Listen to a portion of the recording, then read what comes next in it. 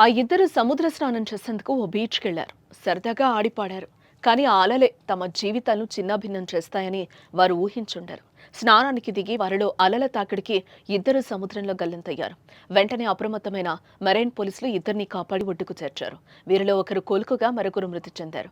ఈ ఘటన బాపట్ల జిల్లాలో చోటు చేసుకుంది. పర్చూరు నెహ్రూ కాలనీకి చెందిన వంశీ రాజేష్ సరదాగా వేటపాలెం మండలం రామాపురం బీచ్ కొట్టారు. నీటిలో దిగి స్నానాలు చేస్తున్న సమయంలో అలల తాకిడికి కొట్టుకుపోయారు. వెంటనే అప్రమత్తమైన మెరైన్ పోలీసులు ఇద్దరిని కాపాడి ఒడ్డుకు చేర్చారు. వీరిలో రాజేష్ కోలుకున్నాడు.